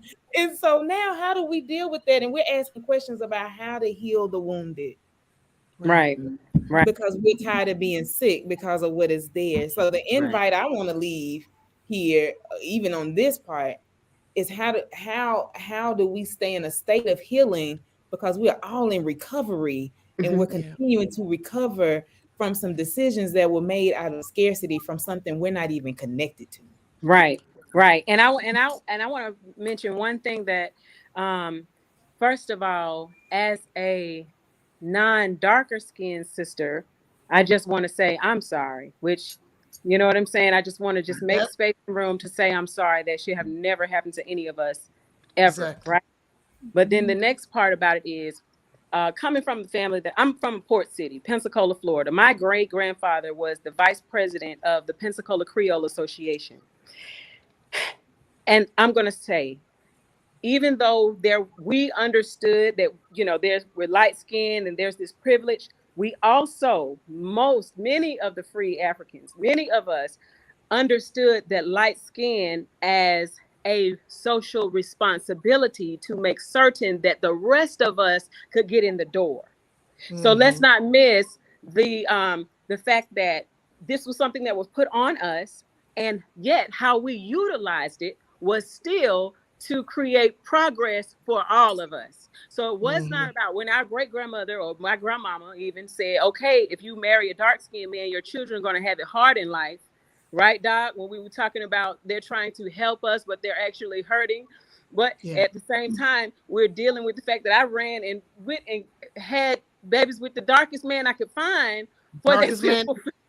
And many of us did for that guilt. Many of us did. And there are a lot of light-skinned women who deliberately make that decision because of the reverse animosity that comes just by being a product of this colorist system.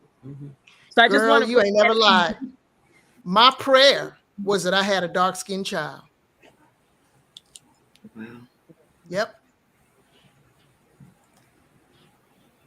And again, that continue. It's like a cycle of pain there. Mm-hmm. And so if my sister cousin watching, when I say we did a lot of healing around it because she has beautiful daughters, and baby girl is what we call her. That I mean, when I tell you her skin is ebony and delicious, and her father's fear for her was that she could not become. So we even changed my grandmother's language because as we discussed it in life, we realized what she was saying is that you are beautiful. It was just like Dr. Jamie said, I'm shaking you saying you safe, but the response is I'm scared and I can't cry. Right. So I don't know what to do. And everything's a ball of confusion, right? We started to take that language and say, no, you are beautiful. And that was it. It was no explanation of skin. You are beautiful. And her father was like, why do y'all keep telling her that? I'm like, because you a beautiful black man. He was like, what? No, I was told I was dark. No, you a beautiful black man. I mean, it's 21 years later, and he's still like, I'm a beautiful black man. I was like, yeah, you're a beautiful black man. But I mean, to hear that, one, he not only moving past the word beautiful for this black man, because like that's the wrong word you're using with me. I'm handsome. No, you're a beautiful black man. Because your child look just like you. Same, y'all stand outside at night. We can't find y'all like beautiful like that, smooth, beautiful black. And but just to see, because my cousin, she did the same thing. Like, I'm gonna find the darkest skin because you won't receive me in this skin. I can create it for you because that's how much I need your love. So here, as Dr. Ray said, I had this father thing for my cousin. I need this woman's attachment because she is like my mother, and I need her to approve me. And I missed out on the skin.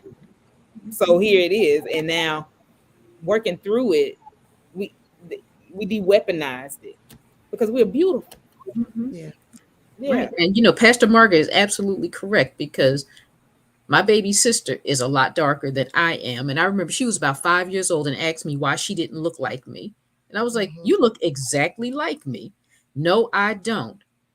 Yes, you do. And then when she stuck her arm next to my arm, I said, oh my Jesus, of all the conversations I thought I would have to have with you in this life, this was not one of them. And Wow. it occurred to me at 5 years old, who was she around? Family. Who was pointing out the fact that she was darker than me to her? Family. And family members who are darker than her. And so, look, I have been intentional and told her, because as a matter of fact, she had just won a beauty pageant, and she was the only Black child in that pageant. Said, you just beat out 50 little white girls, look like John Benet Ramsey in this beauty contest. It's like, sweetheart, you are beautiful, and I have done everything that I can to instill that in her from that time forward. Because, like I said, look, I was the lightest person in my house, so that let you know we wasn't a light skinned household. But for her at 5 years old, wow, to be conscious of the fact that because people kept pointing it out to her. Yeah. So we have to be ultra intentional about the language that we use, and that's how we change it. One person at a time. One person at a time. But we have to see, but we first have to see ourselves as being beautiful. I'm thinking about something that Dr. Irie said about a certain behavior that you had, and you thought you were over it until another situation came up, right? Because sometimes we think we're over things, and it is our environment that shows us who we are, right? That, oh, wait a minute, that can pull out of us certain things. And I wanted to be something when I went to college, and I did not try to be that because I thought that I was too brown to be that. And it wasn't until, and so I like to think I love myself. I know, but it wasn't until a few years ago when I remembered, like, wait a minute, I still actually want to be that, right? And so now it's how many. Sometimes we have to go back and have some conversations, right? Like, you can still do that thing that you wanted to do or be. And this is again about complexion. I thought I was too, and I'm brown. Like, right? I thought I was too, like, I'm too brown to do this thing. And I thought it wasn't until I got older that I began to examine that and explore that. And I realized that when I was younger, I didn't want to go outside in the sun because I thought I would get darker. I Wow. came outside when it was like 7 o'clock because that's around the time the sun went down.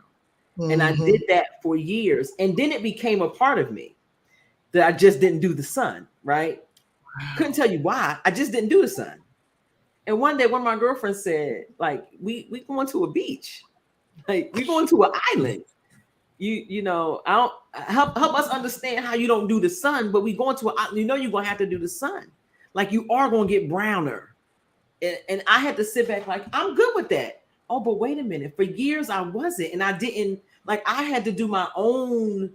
What do I Wow. think about complexion? Wait a minute. It's something in me. I have to do some personal work, but it's about an awareness, coming to an awareness for yourself and deciding to do some of that work. And that thing I wanted to be, I still want to be, and I'm going to be it soon Okay. enough. Praise God. Hopefully.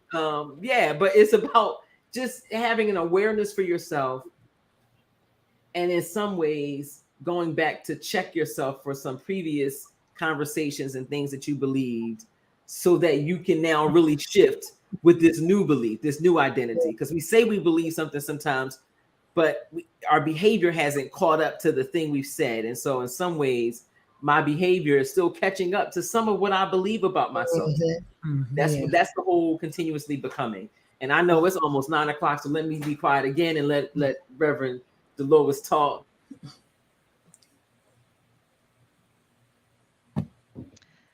Wow, ladies, this has been such a rich and much needed conversation, and just the nuggets and the wisdom and the insight that you all have provided.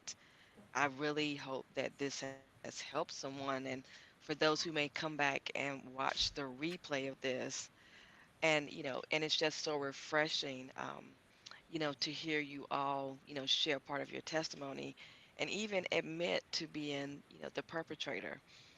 That shows growth, that shows maturity, and that shows that, we genuinely, we want to help our sisters. We Yeah, don't want to engage in sisterhood violence that's with each right. other. And so, and I guess as we wrap up, I would definitely like to, reconvene you all again, for another panel discussion, because there's so many layers that we really didn't even get to. But it was just, this was really good.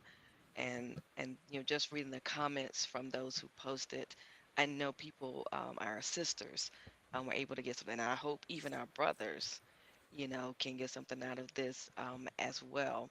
And so I guess as we wrap up, how do we move forward? How do we continue to do the work?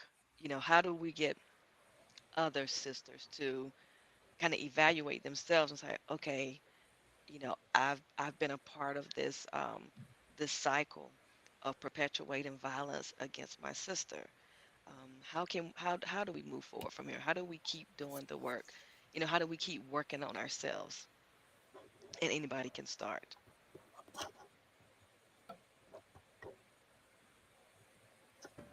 Well, um, first of all, conversations like this is what helps, right? That's part of what helps. It is intentional deconstructing and disrupting the thoughts that tell us we are less than, right? So because it's I gotta know that I am first. So if perhaps through conversations with other sisters, I can live it out, right? I can model that, but it is an intentional decision to deconstruct and disrupt any ideology that comes toward you that suggests that you are not, right? And so when I realize that I am, then I can operate out of that sort of I amness, right? And I know other people have talked about I amness before, but that is where love and joy and peace and authenticity and truth and all of those things exist in that space, and growth and challenge. All of that can be part of the I am. But when I do that, then I can operate in that same integrity and relationship with other people, other sisters, since we're talking about sisterhood violence, right? I think that for me is how I start. It is being willing to continue living this authentic life, being willing to take risks when it comes to calling my other sisters in. If there is some sort of alt, right? If there's an alt against someone, like calling my sisters in, and recognize that everything that my sisters do is really not necessarily about me, right? So it's not, yeah, you did that, but you got years in history of pain in this space, and perhaps you're operating out of that. When I'm able to really extend grace, even though what you said hurt me, I know that you hurting too. When I can do things like that, I think we start to create an environment where conversation can take place, where healing can take place, and where the I am can be present in new ways. So that's what I'll do.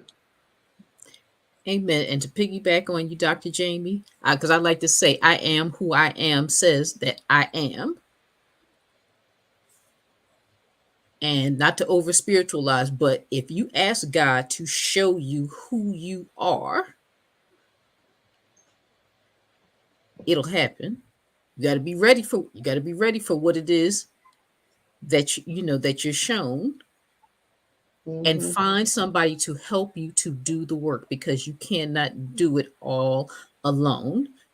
Because you can have God, and you can have a good therapist, spiritual director, counselor, coach, somebody to help you to walk through this, because we learn and we grow in community. As much as we need alone time with the Lord, we also need to be in community. And this is why we have sister friends and aunties and girlfriends, because we are our sisters' keepers. So yeah, if you ask the question, what do I need to do, and then to start doing the work in yourself, we can grow and help the community, so that this prayerfully ends.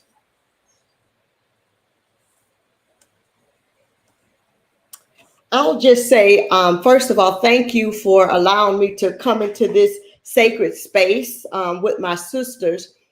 I grew up as the only girl, and I spent much of my time by myself or with, the mom, the grandmother. And it was only as I got older that I understood the value of sisterhood. I missed out on a lot because, growing up, I don't know if they did it in the North or the Midwest or any place else, but in the South, they said, don't be around too many women. Don't have too many, friends, women, for you can't trust them. All of that negative stuff. And I realized that I internalized, my first semester of college was disastrous, because that was the first roommate I ever had in life. And I didn't know how to navigate that closeness of another, female, in my space. So I value sisterhood and so much today. So just talking about this conversation, I want to just say that loving myself enough to know that for me to succeed does not mean that my sister has to fail. That loving myself does not mean that my win has to be a loss for my sister. That's all. Can you put that in the chat, Reverend Sherry? I need to see I that don't know, again. because your mic steal it. I will, but I'm gonna create something, but I'm gonna cite you. We're gonna say your name. We're gonna say your name. I just play it. I'm gonna put your name on it. I just play it with you.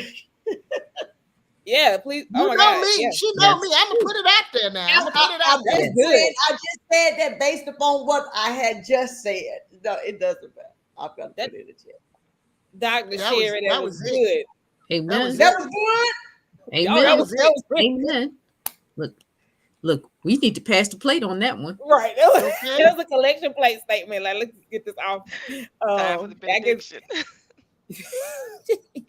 I don't even want to come Go behind ahead. Dr. Sherry. So I want to thank you for having us, the lowest. I'm glad we talked about this, and I guess to bring it, there's understanding. I think um, Minister Kimberly, she said it, we have to see ourselves and heal, and then extend that healed self, and that self that is recognizing that it is still in healing out for that connection to offer healing.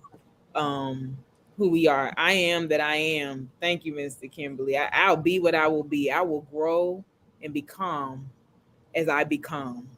And that's moving from even from the writer that we spoke of, and this was based on the night, moving from Jesus will fix it to I have the power within as I am made in the image of God to heal and move into healing spaces with my sisters, and to seek out the art of resistance. Like that's the thing. It's an art. It's an art form. It's a science to it.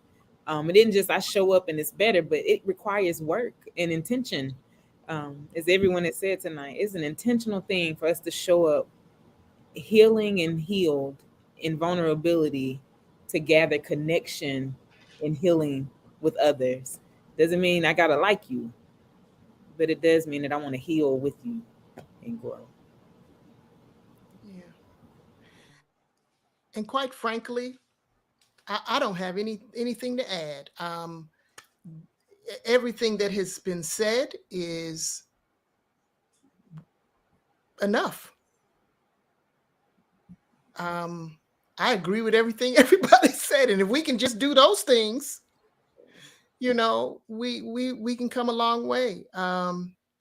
Yeah, just be kind to Black women. Be kind to Black women. That includes yourself, ourselves. Be kind to ourselves. Be kind to Black women. Yeah. Thank you, uh, Reverend Delois, for this opportunity to share on such a very important, I think, an important topic. Yeah. And I love all these women on here. Uh, Pastor Kimberly, I don't know you, but I knew everybody else. Uh, and yeah, so this We was good. Facebook friends. I know we are. I know we are, but I don't think I've ever had a conversation with you like face to face. Yeah. No. Look, but you never know where you And might so find thank me. And I thank yes. I thank Reverend Dolores for, for giving me space. Yes. This has been a rich conversation. Hmm. It has. And I think Pastor Tara, she had to step away. I want to, recognize her and her contributions. Thank you, Dr. Jamie, Dr. Ari, Pastor Sherry, Pastor Conley, Minister Johnson. Thank you all so much for lending your voices to this. And I want to end with this because we're talking about sisterhood violence when we should be um, like focusing on celebrating each other. And so, Lucille Clifton, I know you're all familiar with her. Hmm. Won't you Yep. celebrate with me? Won't you Well, celebrate with me it's what I have shaped into too a kind of life? born I again. had no model, born in Babylon, both non white and woman.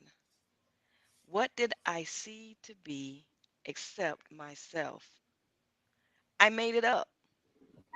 Here on this bridge between starshine and clay, my one hand holding tight, my other hand, come celebrate with me that every day something has tried to kill me and And has his fame. failed.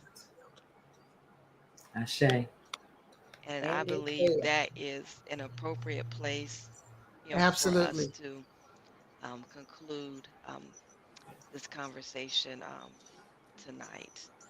And I hope all of our viewers, I hope that you have been blessed by this conversation. If you feel so led, please feel free to sow a seed. As I would like to bless these women. I cannot pay them for their contributions that they gave tonight, but I know that we all gave, out of um, our desire to help our sisters. And Yep. please follow these women on their social media platforms. My sisters, I am here for you. If I can ever be of assistance to any of you, please do not hesitate to reach out to me. And I look forward to us conversing again, on a different topic. And we may come back for part two, because there is still a whole lot more that can be said. But thank you all for joining us tonight. We are so grateful that you all tuned in. We pray Godspeed for your life. And everyone have a good night. Good night.